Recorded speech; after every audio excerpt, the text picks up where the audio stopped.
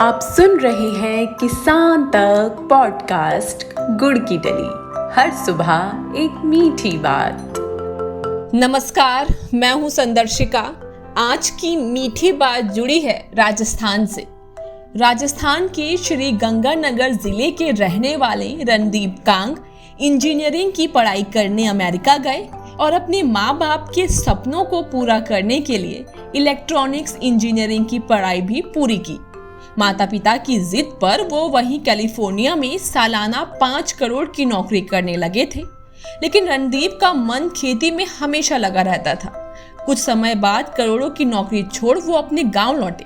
फिर शानदार तरीके से जैविक खेती करके करोड़ों की कमाई के साथ कई गांवों में जैविक खेती का अलग जगा रहे हैं। दरअसल रणदीप को अपने गांव से खास लगाव था।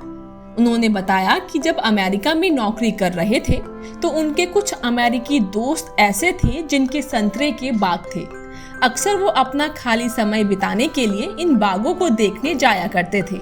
एक दोस्त के संतरे के बाग की उपज बेहद कम थी, जिससे वो परेशान था। इस पर रणदीप अपने दोस्त को खेती के देसी तरीके बताने लगे।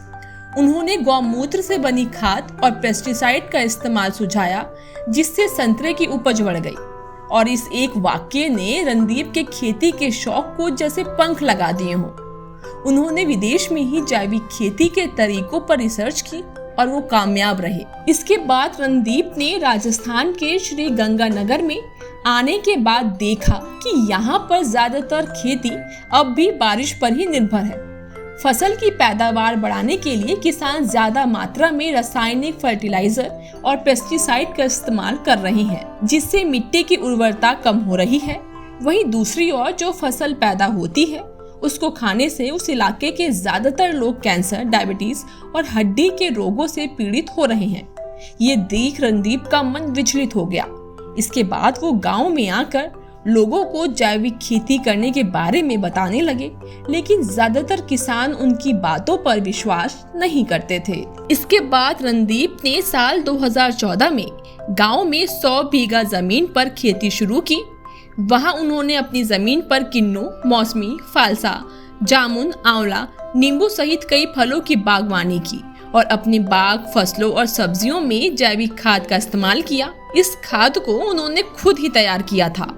जैविक खाद में उन्होंने गौमूत्र के साथ नीम, आक, धतूरा, तुंबा, मिर्च और लहसुन को उबाल कर मिलाकर अपनी फसलों पर इस्तेमाल किया, जिससे उनकी फसलों को काफी लाभ मिला और इस तरह उन्होंने बागवानी से लाखों की कमाई की। ये थी राजस्थान के किसान रणदीप की प्रेरणादायक खबर। ऐसी ही कहानियों के लिए सुनते रहिए हमारा ये खास पॉडकास्ट गुड़ की डली।